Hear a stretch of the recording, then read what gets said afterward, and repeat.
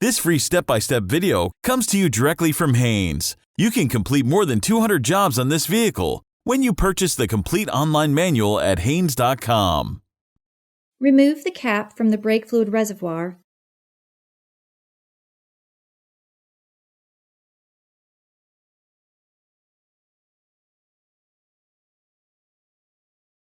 Pull the hood release lever located underneath the steering column.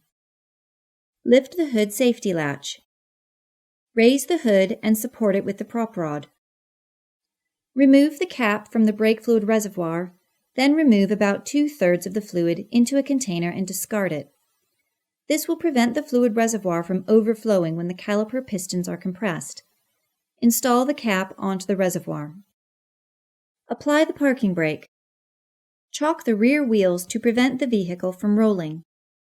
Loosen the front wheel lug nuts, then raise the front of the car and support it on jack stands.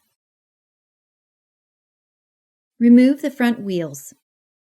Position a drain pan under the brake assembly and clean the caliper and surrounding area with brake system cleaner. Position a large C-clamp over the caliper and squeeze the pistons back into their bores to provide room for the new brake pads. As the pistons are depressed to the bottom of their caliper bores, the fluid in the master cylinder reservoir will rise. Make sure it doesn't overflow. While counter-holding the guide pin with a wrench, or if the wrench head is too big, a pair of locking pliers, unscrew the lower caliper mounting bolt. Pivot the caliper up to access the pads. Support the caliper in this position with a wire or coat hanger so it doesn't fall down while replacing the pads. Remove the inner and outer pads. Keep in mind the position of the wear indicator and reinstall the replacement pad with the wear indicator in the same position. Remove the lower caliper guide pin, clean the old grease off, and apply a coating of high-temperature brake grease. Reinstall the guide pin, making sure the lip of the seal seats completely. The upper slide pin can be left in place. Just pull the caliper off of the bracket. Clean the old grease off and apply a coating of high-temperature brake grease.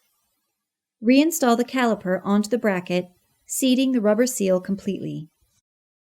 Replace the old upper and lower pad support clips with new ones.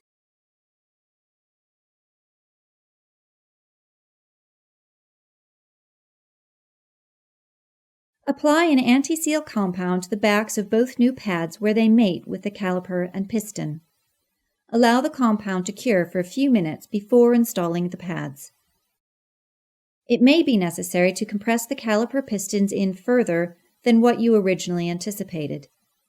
Using the old brake pad and the C-clamp, compress the pistons completely into their bores if necessary. Lubricate the pad contact areas of the support clips with high-temperature brake grease. When doing this, use extra caution that no grease comes into contact with the brake disc.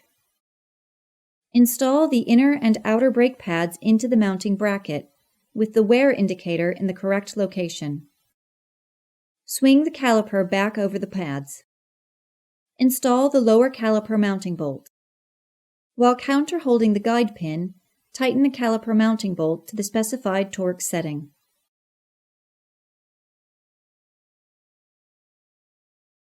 Repeat this procedure on the remaining front brake pads. Check the brake fluid level in the master cylinder reservoir and add new brake fluid if necessary until the fluid reaches the max mark in the reservoir. Pump the brakes several times to seat the pads against the disc. Install the front wheels and lug nuts. Lower the car to the ground and tighten the wheel lug nuts to the specified torque setting. Remove the rear tire chocks. Check the fluid level in the master cylinder reservoir one more time when the vehicle is on level ground, adding more new fluid if necessary. Install the reservoir cap.